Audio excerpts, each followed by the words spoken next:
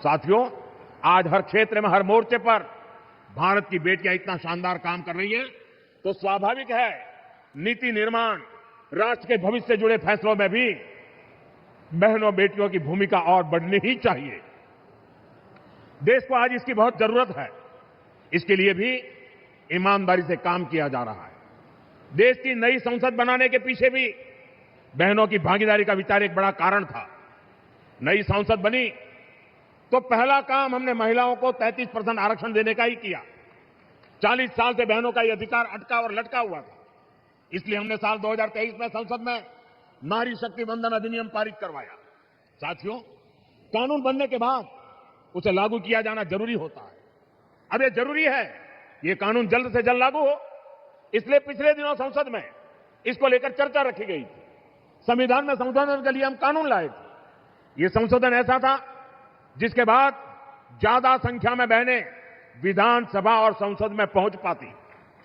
लेकिन साथियों, Congress, Samajwadi party, TMC और डीएमके जैसी पार्टियों ने एक बार फिर देश की महिलाओं को धोखा दिया। ऐसे दलों ने 40 साल से महिला आरक्षण पर ब्रेक लगाया हुआ था। अब समाजवादी पार्टी ने फिर से इसे लाल झंडी दिखा दी है। साथियों, असली बात यह है कि ये सारे परिवारवादी और तुष्टीकरण में डूबे दल नारी शक्ति से डरे हुए हैं। आप सभी से डरे हुए हैं।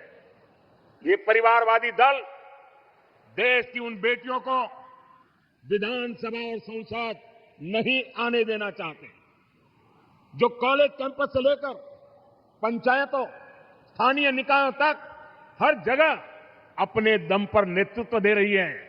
ये जानते हैं कि अगर धरातल पर काम करने वाली बेटियां ऊपर आ गई तो इनका नियंत्रण खत्म हो जाएगा, इनकी सत्ता पर सवाल खड़े हो जाएंगे। इसलिए ही जो परिवारवादी दल है ये संसद में हुए विरोध में सबसे आगे रहे हैं।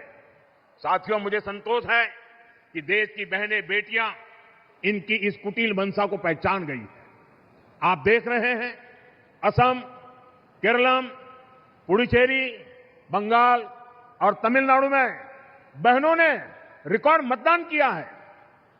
महिला आरक्षण विरोधी दलों को अंदाजा नहीं है कि बहनों का ये वोट महिला विरोधी इन दलों को सजा देने के लिए हुआ है।